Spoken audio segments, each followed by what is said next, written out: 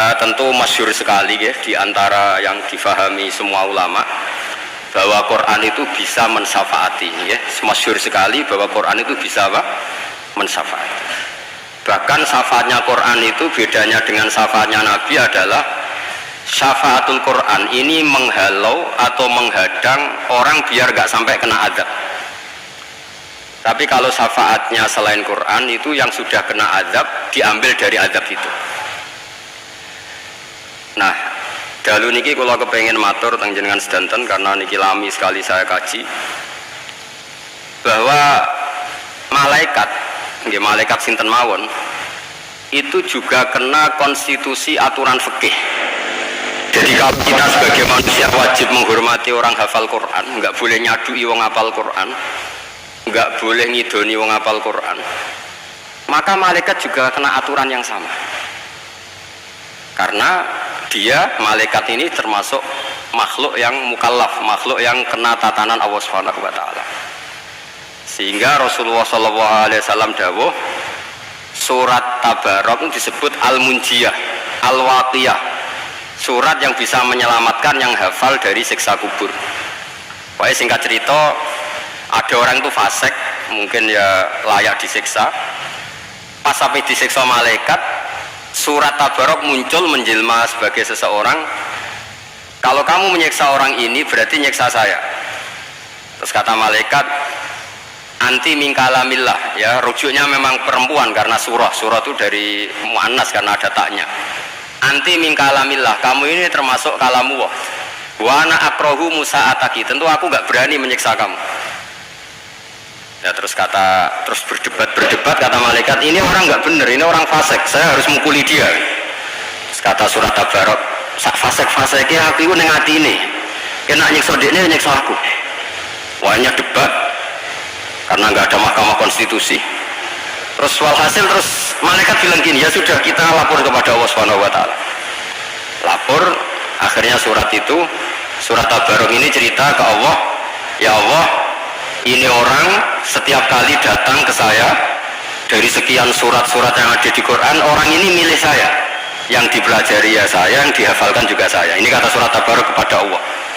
Jika orang ini hafal saya tidak ngefek ke dia untuk tidak disiksa, maka mendingan saya tidak termasuk kitabika, saya tidak termasuk Quran saja. Wong jadi Quran orang iso nyafaati. Terus kata Allah, lho kowe kok emosi kata Allah. Ya harus emosi dong Gusti, masa harus di Quran kok gak iso nyafaati saya ngapal. Terus kata Allah, wis aman. Makanya terus banyak orang ngapalkan surat Tabarok ya, ini sekaligus ijazah nih untuk meredam kemarahan malaikat niku apal surat Tabarok. Syukur-syukur apal 114 surat. Oh niku malaikat sinten mawon pun kena. Cukup apal Tabarok. Sehingga adatnya orang-orang Jawa selain apal Yasin itu apal Tabarok. Nah saya itu lama sekali mempelajari bab ini. Ternyata di antara pokoknya itu satu, karena malaikat itu kena aturan fikih. Nggih imut nggih, malaikat itu juga kena aturan fikih. Jika orang hafal Quran itu haram disadui, kita haram menghinakan, maka malaikat juga kena aturan tidak boleh menghinakan orang yang hafal Quran. Saya teruskan. Jadi kalau suwon seperti keinginannya Rasulullah SAW. Terus niki terakhir, anna Rasulullah SAW kana layana hatta yaqra alif lam mim tanzil wa tabarakalladzi biyadil mulku wa qala las antawaf yufaddilani kulla suratin fil Qur'an bi sab'ina hasanatan. Jadi di antara kelebihannya surat Tabarok adalah mengungguli umumnya surat dengan kelas 70 kali derajat. Jadi keunggulannya surat Tabarok itu bisa darajah di bawah surat-surat yang lain. Sudah, ini surat Tabarok agak panjang. Tapi alhamdulillah dari semua itu surat Tabarok itu kalah bi qul huwallahu ahad. Jadi ini nikmat terbesar kita. Karena nggak perlu Tabarok, saiki porsi ini diturunkan jadi apa? Qul. Makanya banyak tarawih main apa? Qul. Itu bukan cari cepet, itu dalile musalsal ila Rasulillah sallallahu alaihi wasallam. Jadi ada sahabat itu kalau ngimami main kulhu. Di Indonesia masih mendingan kulhunya rakaat kedua ya. Itu enggak, sahabat ini rakaat pertama ya kulhu, kedua ya kulhu. Masih mendingan di Indonesia dipakai selingan rakaat kedua. Singkat cerita, sahabat yang makmum ini lama-lama mangkol, matur, ya Rasulullah, ini orang yang kau pasrai jadi imam itu sering main kulhu. Akhirnya Nabi memanggil, ya fulan, kenapa kamu suka baca kulhu? Li'annaha sifatur rahman, karena dalam surat kulhu itu semuanya menerangkan sifatnya Allah Ta'ala, maka saya suka itu. Nabi saat itu juga dapat wahyu, ya Muhammad, kasih tahu orang itu, ini uhibbu, saya suka dia karena dia suka kulhu. Wah, itu aja hafalkan itu. Jadi itu riwayat yang lebih menggembirakan itu. Jadi tidak usah tabarak, cukup apa? Kulhu. Dan itu lebih mutawatir.